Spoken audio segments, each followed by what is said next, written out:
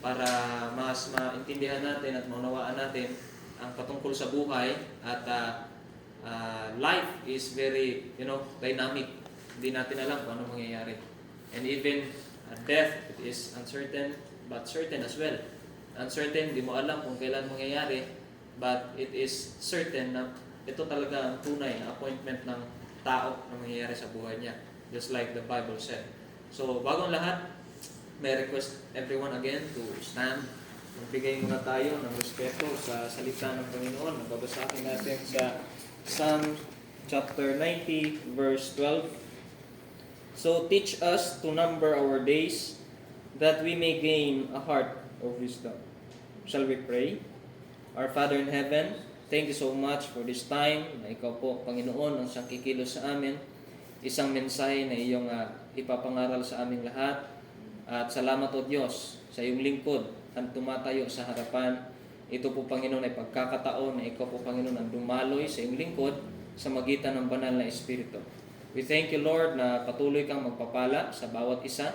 At kami po, Panginoon, you will illuminate our minds through the power of the Holy Spirit. You will fill us with the Holy Spirit so that we will gain the understanding which is supernatural, na kami po, Panginoon, ay makatanggap na iyong salita na magpapalakas sa aming puso, kalooban at sa aming buhay in this present time and even to the future days. Salamat, Lord, sa iyong patuloy na pagkikilos sa amin. We allow you to speak in our midst. We allow you na ikaw mismo ang manguna sa amin sa oras na ito. Sa pangalan ni Jesus, Amen. Okay, let us be seated po. So, sabi rito sa Tagalog, kaya ituro mo sa amin ang pagbilang ng aming mga kaarawan upang kami ay magtamo sa amin ng pusong may karunungan. Sa Cebuano, busa, tagdui kami sa pag-isip sa among mga adlaw, aron makabaton kami o usa ka kasing-kasing nga manggialamon. So, we know na ito po ay patungkol sa kamatayan, pero it's very negative word kung atin siyang iisipin, fleshly and physically, di ba? And sometimes when we speak of death, para bang it is trembling or our bones are trembling, di ba? Pero alam mo ba na ang death ay isang salita, pero ito ay merong impact talaga sa atin. At the same time, it is not the death that we must focus with, no? Kasi itong death, mangyayari yan, pero merong gustong mangyari naman ng Panginoon sa atin. Diba? So, hindi ko man nakasalamuha or I don't remember sa aking pagkabata kung nakasalamuha ko or nakita ko personally si Tito Junjun, no? Pero lagi naman siyang, pagdating kasi sa Liog, lagi yung kinikwento ni Mama, childhood days, no? Para kasi siyang Mexican at saka Espanyol eh. Yung bang lagi siyang may story sa lahat ng pamilya, no? Kaya naririnig ko lagi yung pamilya. And yet, sa lahat ng mga pagkakataon, tayo naman ay narito. It is the will of God na makita natin kung ano ba talaga yung reality ng buhay. And through this kind of event na meron tayo ngayon, it is not an event na parang program, but this kind of situation na ano ba yung makukuha natin na tayo mismo ay buhay pa. Diba? So, we will be talking about the reality of life. Ano ba yung realidad ng buhay? And dito mismo sa talata, yung text sa Bible or the scripture sa verse na binasa natin, ito po ay prayer ni Moses. So we'll be focusing on this text na dito natin makikita na si Moses, sinabi niya, so teach us to number our days. Number our days. Ito yung isang phrase na iniisip natin, na nakikita natin yung limitation natin. Our days are numbered. Tama? That is why it is in the past tense na numbered, kasi ang Diyos ang nakakaalam at alam niya kung kailan tayo hahantong sa kamatayan sa mundong to. Alam niya kung kailan tayo mawawala sa mundo. So it is already numbered. Even at the times na isinilang tayo, pinanganak tayo, alam na ng Panginoon kung kailan tayo mawawala sa mundong ito, depending on our choices. Kasi hindi tayo nilikha ng Diyos na robot. Nilikha tayo ng Diyos na meron tayong puso, may sarili po tayong desisyon. So, ang Panginoon, nagbibigay lamang siya ng leading, guidance and enlightenment. It's up to us kung atin itong susundin. Pag sinunod natin kung ano yung leading or guidance ng Panginoon, well, of course, we will reap what we sow. Diba? So, yun mismo ang maganda sa realidad ng ating buhay. And ngayon mismo sa gabing ito, magfo-focus tayo sa kung ano yung realidad sa buhay na ito, and it will allow us to learn many things or the 3 simple things sa magitan ng mga oras na igugugol natin sa salita ng Panginoon.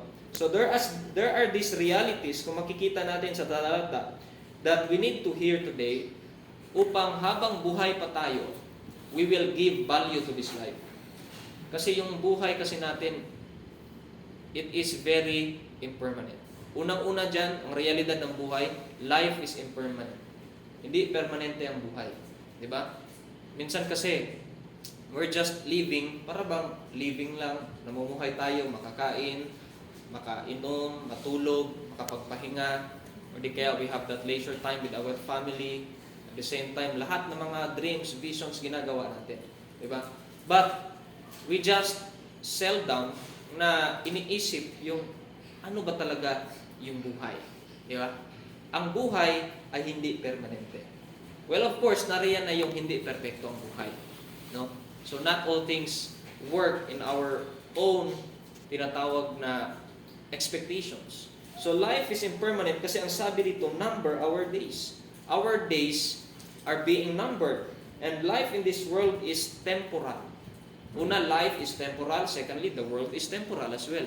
So, ibig sabihin, walang permanente sa mundo. Kahit yung ating mga kagamitan, nawawala. Naaagnas, natatapos, nasisira. Tama? Yung cellphone ngayon, kahit gaano pa sila gumawa ng cellphone na shockproof, waterproof. Ewan ko lang kung may moneyproof ba na cellphone. Wala pang moneyproof yata. No? So, lahat ng proof na yan, kung ibagsak at masisira yan, sira pa rin yan. Di ba? So, lahat ng bagay ay natatapos dito sa mundo. But I tell you, there is an eternity and life is eternal with the Lord through faith. Magiging eternal lamang ito kung meron tayong Panginoon sa puso natin. Meron tayong Jesus Christ sa ating buhay. It's because there is no other God than Jesus. There is no other Savior than Jesus Christ. He is the Redeemer, He is the Jehovah, He is the Alpha and the Omega. Siya yung Diyos sa buhay natin. He is the Creator sa buhay natin. And before nangyari ito, Tito Junjun was created by God. Amen? Minsan kasi kung rhetorically speaking, pilosopo lang sa tao, saan ka ba nanggaling? Sa nanay tatay ko. Saan ba galing yung nanay tatay mo? Sa lolo't lola ko. Saan ba galing yung lolo't lola mo? Sa ninuno ko. Di ba? Ganun lang. Lalo na tayo mga culture ng Bagobo, di ba? Mahilig tayo sa family tree or genealogy. Halos nalalaman natin kung kanino tayo galing, di ba? So, it means mismo na ang buhay na ito, kahit saan man tayo nanggaling, saan tayo nagmula, kanino tayo nagmula, pero kung tutuusin natin, galing tayo sa Diyos. Amen?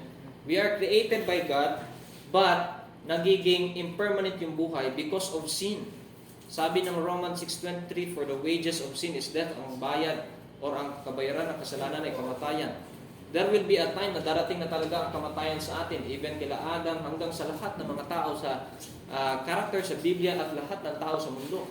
Even si Jesus dumaan sa death, pero si Jesus lang yung resurrected, siya lang yung nabuhay muli. And one day, because we were speaking about eternity, one day, tayo din mismo ay magiging resurrected. Amen?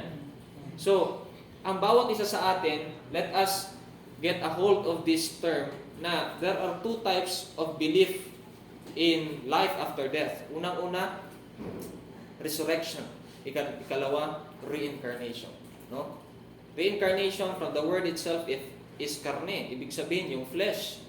No? Ibig sabihin na nagpakalaman sa ulit, nagpakatao sa ulit.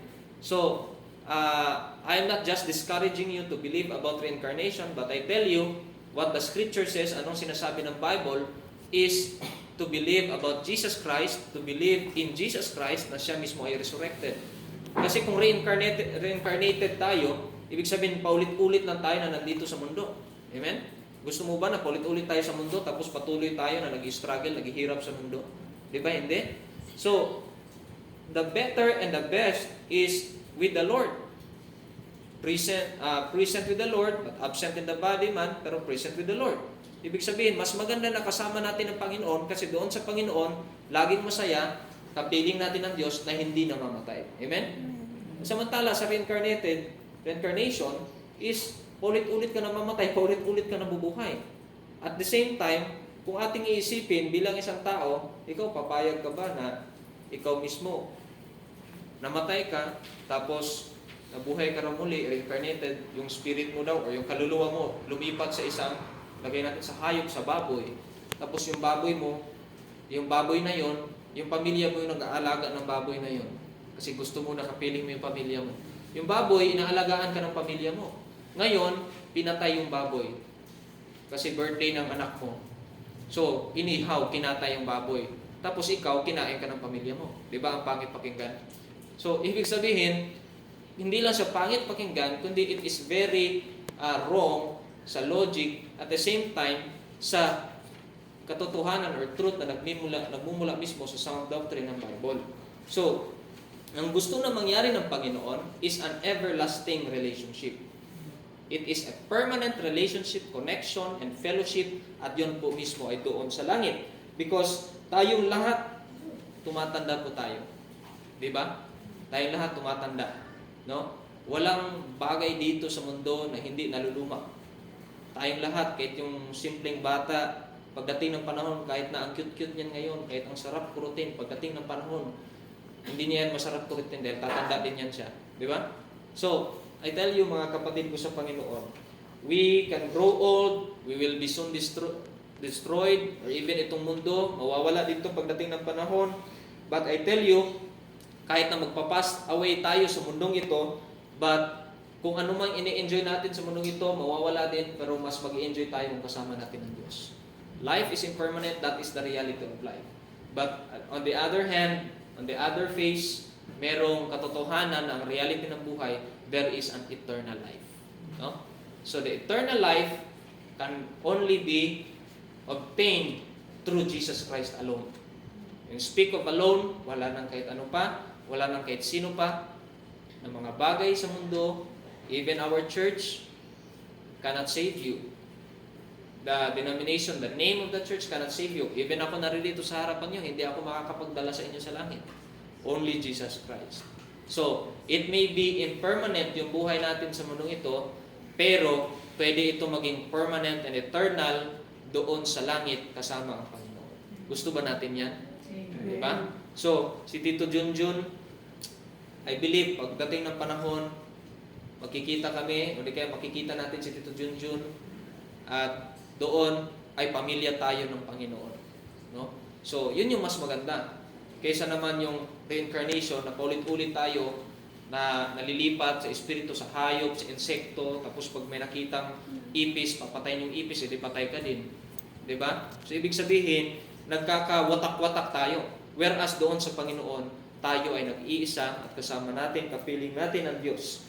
Kasi, ang pagiging impermanente ng buhay, nagpapakita yan na unpredictable po yung buhay. Amen?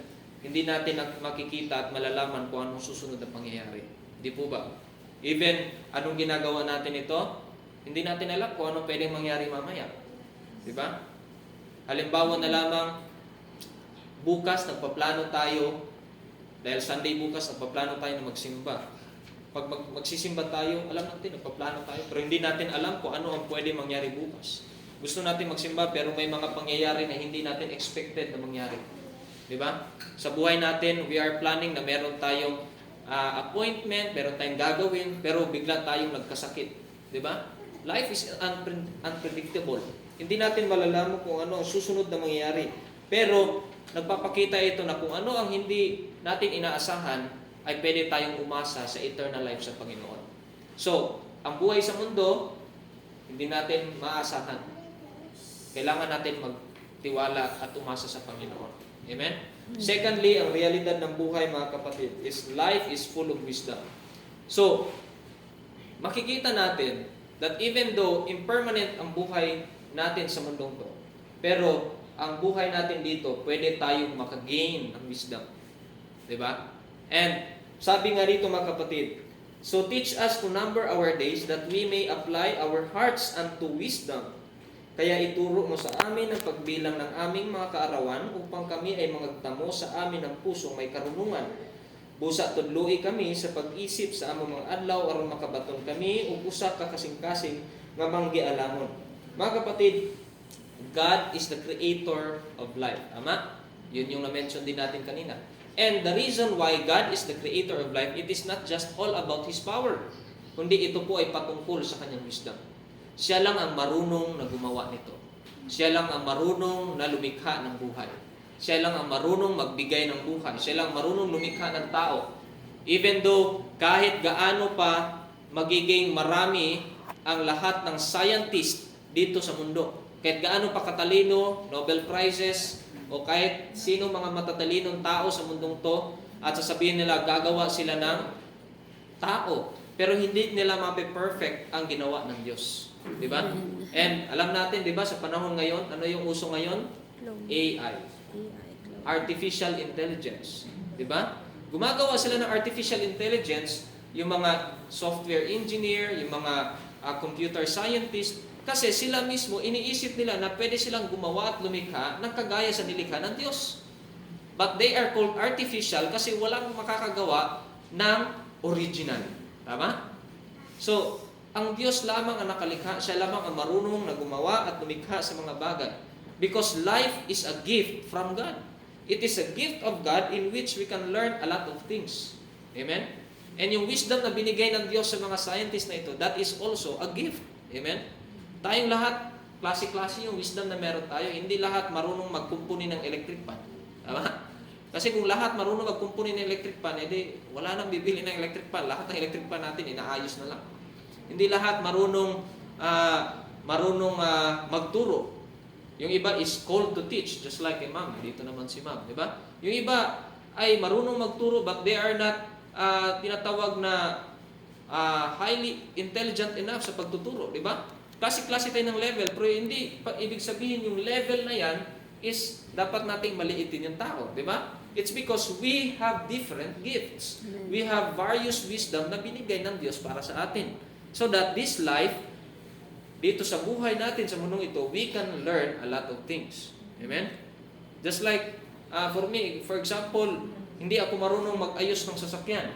Kaya pupunta ako sa shop para ayusin niya yung sasakyan. Siya lang yung marunong nun eh. Kaya hindi ko siya pwedeng maliitin dahil kung wala siya, hindi maayos yung sasakyan ko. Tama? So, mga kapatid, mga minamahal ko sa Panginoon, ito mismo ay tuturo sa atin. It allows us to be wise kung i-apply natin ito. Amen? So, alam mo ba na yung wisdom, it does not involve only knowledge. Hindi lang yung meron siyang kaalaman. Kasi knowledge, know, alam. Yun yung root word niya, alam. Pero yung wisdom, yung root word niya is wise. Diba? So, yung knowledge, even though alam mo, pero hindi mo ginawa ang tama, that is not wisdom. That is just knowledge. Pero kung alam mo ang bagay na tama, at ginawa mo ang tama, iniwasan mo ang mali, ang tawag niyan, wisdom. Amen? So, ang Panginoon, nagbibigay sa atin ng buhay so that we can learn and we can be full of wisdom. Amen? Kaya nandito pa tayo sa mundong ito. It's because meron pang gusto ang Panginoon na mangyari sa atin. Gusto niya na matuto pa tayo. Amen? Kaya, ito din ay isang victory kay Tito Junjun dahil tapos na ang kanyang pagkatuto. Amen? Lahat ng pagkatuto na kalooban ng Panginoon, nasa kanya na, at doon nasa langit na siya, at kasama niya ang Panginoon. At ngayon, alam natin na ang Panginoon ay merong purpose, will sa buhay natin. Amen? So, this is what we must think of, yung realidad sa buhay na kailangan natin tanggapin, kailangan natin harapin, at kailangan natin i-enjoy ang realidad ng buhay. Even though life is impermanent, let us enjoy life with the Lord. Amen? Not just with ourselves. Kasi minsan, humanly speaking, tayo, minsan, kadalasan nakikita din natin sa ibang tao, sa mga celebrities or popular na mga tao, they are just living their lives in their own and selfish ways. Diba? So they are not living their life, they are enjoying their life sa kanilang sarili. Pero hindi sila nag-i-enjoy, nakasama nilang Panginoon. You must enjoy your life. And ito mismo pag-enjoy mo sa buhay mo, yung pag-enjoy mo na merong Diyos na nagbigay sa iyo ng buhay, merong Diyos na gustong matuto ka, merong Diyos na nagmamahal sa iyo, merong Diyos na gustong maging parte at bahagi sa buhay mo. Amen? Kasi minsan, we often disconnect to the Lord. Dahil, may buhay naman ako, Panginoon. It is my choice. I am the captain of my soul. Sabi nga ng isang poem. No? Ako yung captain and master of my soul. So, ibig sabihin na ako yung may-ari nito, ako na. Hindi niya alam na ang may-ari nito ang Panginoon. In just one snap of a finger, pwede mawala yung buhay natin. Amen?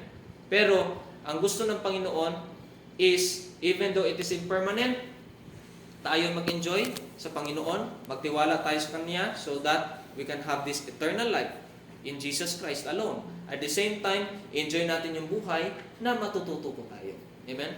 It means, nagtuturo ito na maging open-minded tayo. Minsan kasi pag open-minded, nasisira na sa networking. Open-minded ka ba? Mamaya-maya, networking na i-open yan. Di ba? Pero hindi naman lahat open-minded networkers. Okay ba? So, minsan kailangan natin maging open-minded lalo na sa wisdom ng Panginoon. No?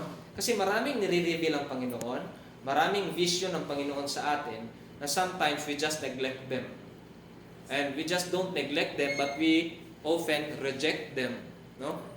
Kasi kailangan natin itong harapin. Mga kapatid, ang shortness or ang brevity ng buhay, ito mismo ay dapat nagpapakita na ikaw at ako ay habulin natin o di kaya asamin natin ang magkaroon ng wisdom. No? Oh, life is short. So kailangan marami akong matutunan sa buhay. Life is short, kailangan marami akong matututunan sa Panginoon. Hindi yung natututunan natin lang sa professors and teachers, sa secular, but lalo na sa spiritual state. No? Kasi ang wisdom, nag-uumpisa po yan sa Panginoon. Without wisdom, we cannot know anything. At the same time, with wisdom, we will learn how to apply the knowledge that we have in this world. No? Sabi ng Proverbs 3:13-18, "Blessed are those who find wisdom, those who gain understanding, for she is more profitable than silver and yields better returns than gold. She is more precious than rubies. Nothing you desire can compare with her. Long life is in her right hand, in her left hand are riches and honor. Her ways are pleasant ways, and all her paths are peace. She is a tree of life to those who take hold of her. Those who hold her fast will be blessed." And take note, ang sabi po ng Bible, she is the tree of life to those who take hold of her. Wisdom comes only from God. It means kung tayo ay kakapit at hawak sa Panginoon, meron po tayong magkakaroon ng wisdom. Pero kung hindi tayo hahawak sa Panginoon, hindi tayo magkakaroon ng wisdom. Kasi sometimes we don't allow Christ to lead us. Yung maraming sinasabi ng ibang tao na, Lord, biyayaan mo ako, i-bless mo ako, Lord. Pero hindi mo kaya na ang Panginoon ang maggabay sa iyo upang maging blessed ka. Diba? Sometimes sa mundong ito, puro tayo yung tinatawag ngayon na manifest. Diba? Riches, manifest. Bahay, manifest. Sasakyan, manifest. Pera, manifest. Diba? Hanggang nagiging manifest. Gusto na natin magka-fiesta ng pera sa buhay natin. Diba? So, ang dapat magiging focus natin is sa Panginoon, because when we allow God to manifest in our lives, all the blessings with it will also manifest. Kasi kung hindi natin hayaan ng Panginoon ang manguna sa atin, sino bang may-ari ng lahat ng blessing? Ang Panginoon. Sino ba ang makapangyarihan na mag-bless sa atin? Ang Diyos. Diba? So kinakailangan, habang nandito tayo sa buhay, tayo po mismo ay magkaroon ng Panginoon at magkaroon tayo ng wisdom sa Kanya. And I don't want to offend, no? Though it is just the truth of the Bible. Sometimes kasi nagiging fool tayo sa mundo. Yung fool na para tayong napapraning, nababaliw tayo sa mundo. Instead of being full in wisdom. Diba? So we must be full in wisdom, hindi yung nagiging full tayo. Nagiging baliw, nagiging praning tayo sa mundo. Kapag wala akong ganito, para akong mamamatay. Pag wala akong ganito, para akong nahihirapan, para akong naghihingalo. Kagaya ng mga kabataan ngayon, pag walang cellphone, parang namamatay. Para bang isda na nilabas sa aquarium. Diba? May kisay-kisay. Pero alam mo ba mga kapatid, Wala lang yan. Kapag tayo, magdi-disconnect tayo sa Panginoon, the source of life, the source of power, mamamatay tayo. Amen? It's because just like this light, itong ilaw na ito yung Panginoon. Pero pag i-disconnect mo yan sa saksakan, mamamatay yan. No? Diba? At the same time, kung tayo din mismo ang ilaw, pag ang power, yung Panginoon, pag i-disconnect natin yung sarili natin, mamamatay tayo. Amen? So kailangan lumapit tayo. Hindi pwede na tayo mismo ay lumayo sa Panginoon para patuloy tayong umiilaw. Kasi sabi ni Jesus, I am the light of the world. And sabi ni Jesus on the later verses, you are the light of the world. Pinasa niya ang ilaw sa atin. Ibig sabihin na kailangan lumapit tayo sa Kanya, tayo mismo ay magpatuloy at manatili sa Kanya para magpatuloy po ang liwanag natin sa sanglibutan. Amen? So, hindi na po natin tatagalin. Simple lamang po. Ang realidad ng buhay, unang-una, life is impermanent. Tanggapin natin yung katotohanan. Hindi permanente yung buhay, pero may permanente naman kasama ang Panginoon. Ngayon mismo, magtiwala at tumanggap ka sa Panginoon. Amen? Secondly, life is full of wisdom. Amen. Lahat ng mga bagay sa mundong ito nangyayari, even ito nangyayari sa atin, the experience, the struggles, the challenges, alam mo ba na hindi lahat ng ito is negative? There is always the brighter side. May positive at patututunan natin, and it will make you and I to be wise. Lastly, life is a reflection of our priorities. Alam mo, sa buhay natin, nakikita lang natin kung sino isang tao sa kanyang priority. Amen? Minsan kasi iniisip natin na yung taong ito, makikilala lang natin kung ano yung kanyang ginagawa. You will know the person by the fruit of his action. Diba? So, mga kapatid, sabi dito, numbering our days, it implies a form of reflection on how we spend our time. Numbering our days. So Moises, nag-pray siya sa Panginoon, Lord, number our days. So, why not i-reflect natin sa sarili natin na number our days. Ano ba yung priority natin sa buhay? Is it the world? Is it the material things? Is it the positions or titles? Or is it the riches or richness? Di ba?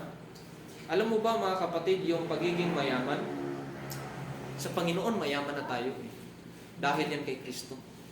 Si Kristo, mayaman siya, isa siyang Diyos, may-ari ng lahat ng pagpapala, pumunta sa lupa, mas pinili niyang magpakumbaba, siya mismo ang maging mahirap kasama natin. Para sa ganon, tayo mismo ay may ahon niya sa hirap. Ibig sabihin, siya mismo pumunta sa lupa, namatay doon sa krus, namatay, take note, bilang tao. After 3 days, hindi siya nagtagumpay ang kamatayan.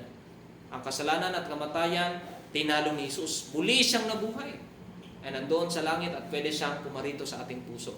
So, ibig sabihin yan mga kapatid, if we have Christ, tayo ay mayaman. Amen? We are rich by God's grace through Jesus Christ. Amen? Tandaan po natin yan.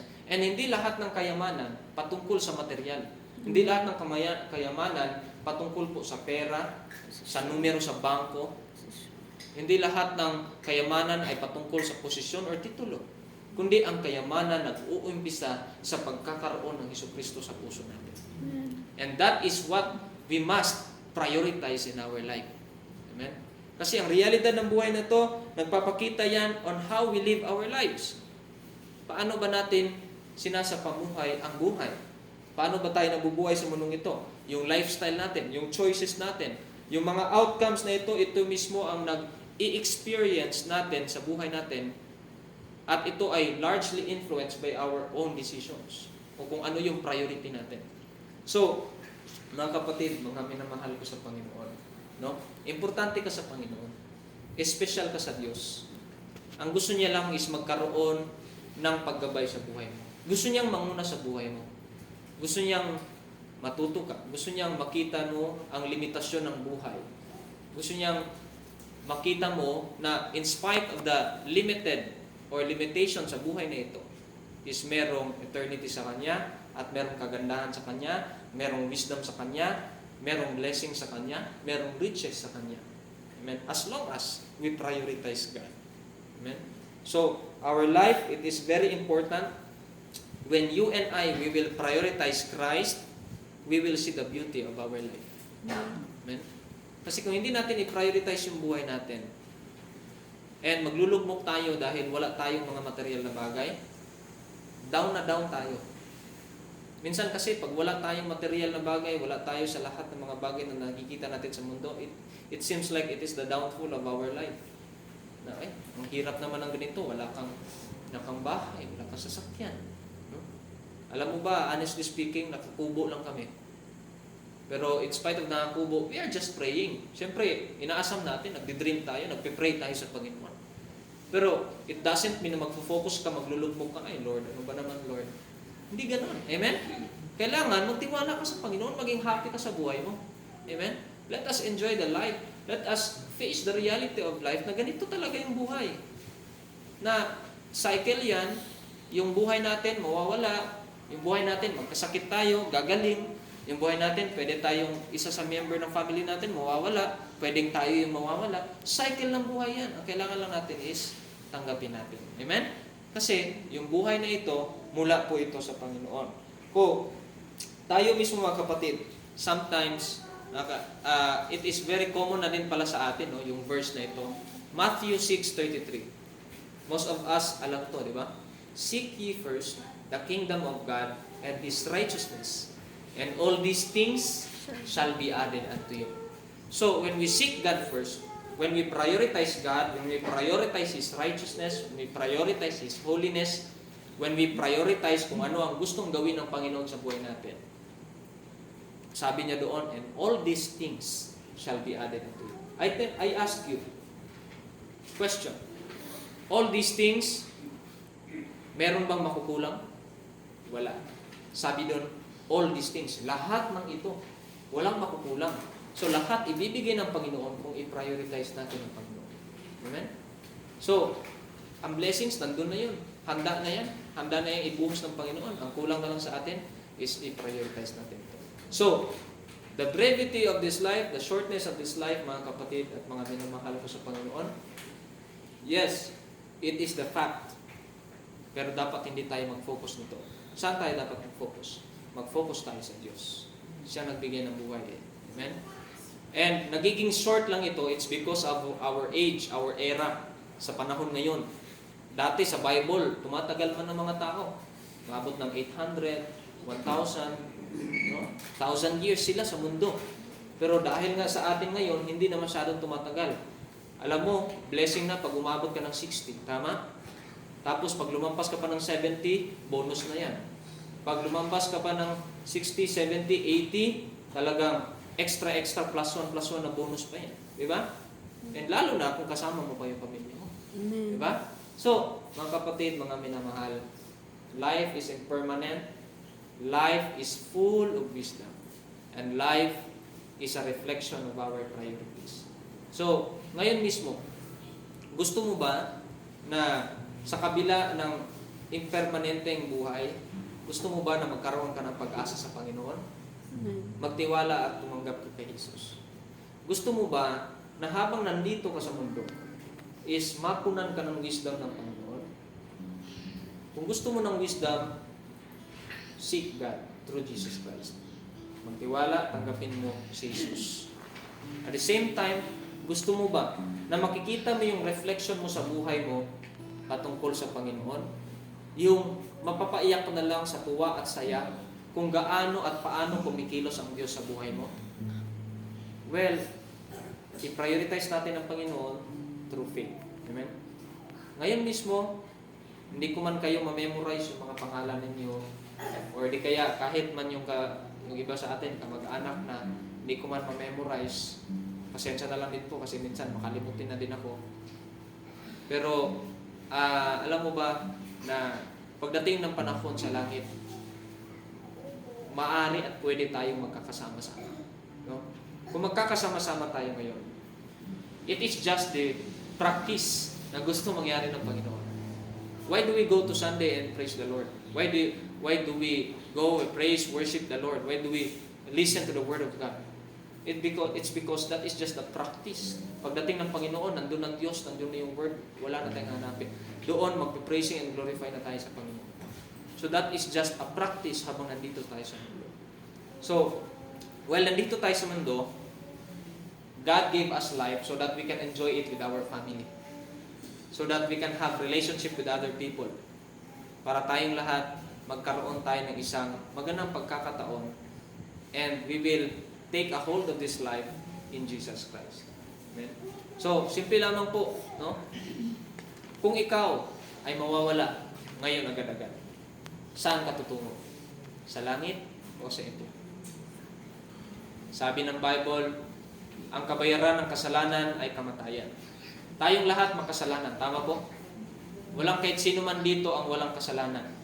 Whatever religion, denomination, name of the church or sect, ito mismo, tayong lahat ng tao sa mundo makasalanan. Yan ang sabi ng Romans 3:23. At the same time, kahit naman na ito ang kapatutunguhan nating mga tao patungo sa impyerno, gusto ng Panginoon na mabiyayaan tayo at makatanggap tayo ng regalo at yun ang eternal life. Yun yung everlasting life. Yun yung buhay na walang hanggan mula sa Panginoon. And right now, pwede mo matanggap ang eternal life nito. Because the love of God is unconditional. Hindi ito tumitingin ng religion, denomination, pangalan na simbahan. And even mismo, yung edad, walang tinitingnan na position or estado sa buhay. So, mahal tayo ng Panginoon, tayong lahat po. So tonight po mga kapatid at mga kaibigan, yung iba sa atin mga kapatid na sa Panginoon. Yung iba din sa atin maaaring kaibigan pa natin sa Panginoon. Pero ngayon mismo, ikaw at ako, maaari at pwede tayong makatanggap ng kasiguruhan sa ating kaluluwa. Okay? Good evening po. No? So, tayong lahat pwede tayong masiguro. And the reason why I tell you about siguro, ibig sabihin yung kasiguruhan, yung sigurado. Hindi yung siguro. Di ba? So, ang gusto na mangyari ng Panginoon sa atin is masigurado po tayo. So, the question, ulitin ko po para sa ating lahat. Alam natin na naririto tayo sa harap ng isang pangyayari na pagtatapos ng isang buhay. Di ba? But the question is, if you will just reflect in yourself, kung ikaw ay mawawala ngayon din, saan ka ba pupunta? Sa langit o sa impyerno? Minsan, iniisip natin, sa langit ako mapupunta. Diba? Kung ikaw ay sa langit mapupunta, sigurado ka ba? Ha? Yun yung tanong sigurado ka ba? Minsan sinasabi, siguro hindi. Diba? O kaya sinasabi na iba, hindi ko pa alam. Diba? Hindi tayo sigurado. Hindi pa natin alam. Alam mo ba na hindi yan yung gustong maging sagot ng Panginoon sa atin? Gusto niya na maging sigurado tayo na sa langit tayo mapupunta. Ang impyerno, 2,000 years ago, tinalo na ni Jesus. Ang kasalanan, tinalo ni Jesus. Ang kamatayan, tinalo ni Jesus 2,000 years ago. And that is why, later while, pinag-usapan natin patungkol sa resurrection. Because Jesus Christ resurrected, you and I will be resurrected kapag mangyari ang pagtatapos ng buhay natin at kasama natin ang Panginoon. Amen?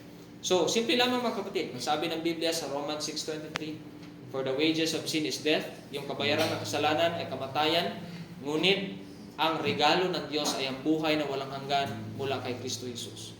Simple lamang. Whatever religion, denominations, or name of the church, I tell you that the salvation is free. Libre yan, walang bayad. Ngayon, malapit na din magpapasko. Pag nagpapasko, nagbibigayan tayo ng regalo. Di po ba?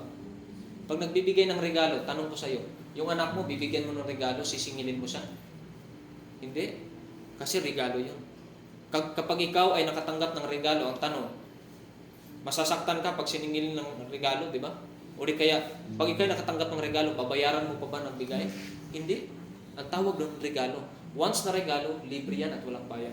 Pag yan ay may bayad, hindi na regalo ang tawag dyan. Amen? So, ang regalo ng Diyos ay ang buhay na walang hanggan. Everlasting life, eternal life. Ibig sabihin, ang kaligtasan, libre, walang bayad. Ibig sabihin, ang pagpapatawad ng kasalanan, libre, walang bayad. Ibig sabihin po niya na ang langit, libre, walang bayad. Nakuha po ba natin? Ang langit, libre, walang bayad. Minsan, iniisip natin, ayaw kong lumapit sa Panginoon, ayaw kong magsimba, baka maputol yung sungay ko, baka hindi ako makapasok.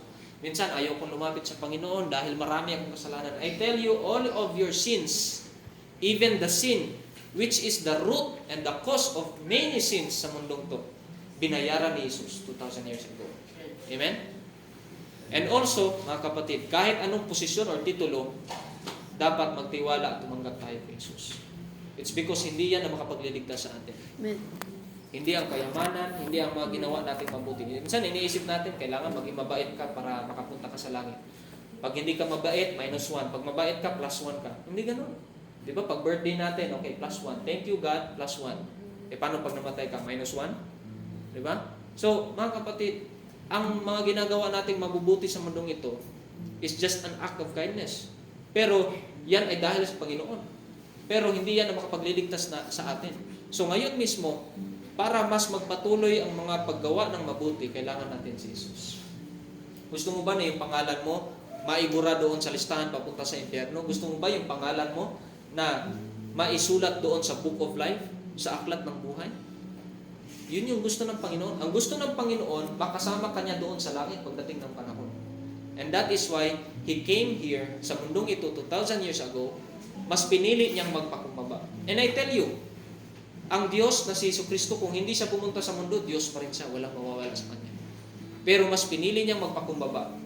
Hinubad niya ang kanyang sarili para pumunta sa lupa dahil sa pagmamahal niya para sa iyo at para sa akin. Dahil gusto niya, gawin niyang libre, gawin niyang regalo, walang bayad ang langit sa atin. At hindi madamot ang Diyos. Amen? So mga kapatid at mga kaibigan, yung iba sa atin, kung ikaw ba hanggang ngayon hindi ka pa sigurado, ito ang panahon na maging sigurado ka. At bakit sigurado ang kaligtasan mula sa Panginoong Jesus? Dahil si Jesus sigurado ang kanyang ginawa doon. Si Jesus siguradong namatay para sa kasalanan mo at pagkasalanan ko. Si Jesus ay sigurado na nabuhay muli. So this evening, mga kaibigan, magtiwala ka kay Jesus, tanggapin mo siya bilang tagapagligtas at Panginoon. It is not I who can save you. It is not going to church. It is not the prayer that can save you, but it is the Lord Jesus Christ. It is Him, the Savior, the Messiah, no other than. Okay? So ngayon mismo, may request everyone. Shall we stand? No? Sa ating pagtayo, iwanan natin ang lahat ng kabigatan sa buhay. Napag-usapan natin kanina ang mensahe ng Panginoon patungkol sa realidad ng buhay. Life is impermanent. So why not trust in the Lord? Amen. Life is full of wisdom. Dito sa mundo, wisdom, pagdating sa Panginoon, kasama na natin ang Diyos na may-ari ng wisdom. Life is the reality of our priorities. Why not prioritize God in this hour? So that you will learn how to prioritize God in your lifetime. So mga kaibigan, huwag mong tingnan yung katabi mo dahil hindi kanya madadala sa langit. Si Jesus lang. Let us close our eyes. Let us bow our heads. Tapos sumunod ka lang sa akin sa panalangin. No? Kahit ako ang magagabay sa iyo sa isang prayer, pero ang gagawin mo lang ngayon, isa puso mo ito. Sumabay po tayong lahat.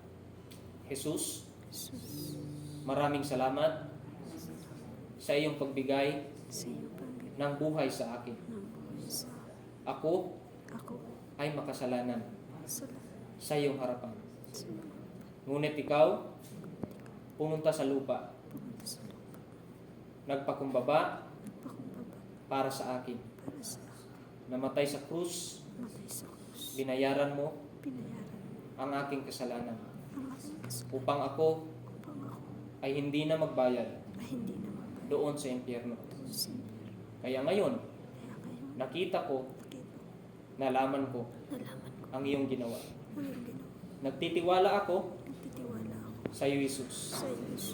Tinatanggap kita na aking tagapagligtas at Panginoon. Maraming salamat sa libre na regalo. Walang bayad ang kaligtasan na mayroong buhay na walang hanggan, pagpapatawad sa aking kasalanan at tahanan sa langit. Tunay nga na ikaw ay hindi madamo, mapagbigay at mapagmahal. Tulungan mo ako sa buhay kong ito. Sa pangalan ni Jesus. Amen. Patuloy po tayo sa pagpikit sa ating prayer. Salamat po.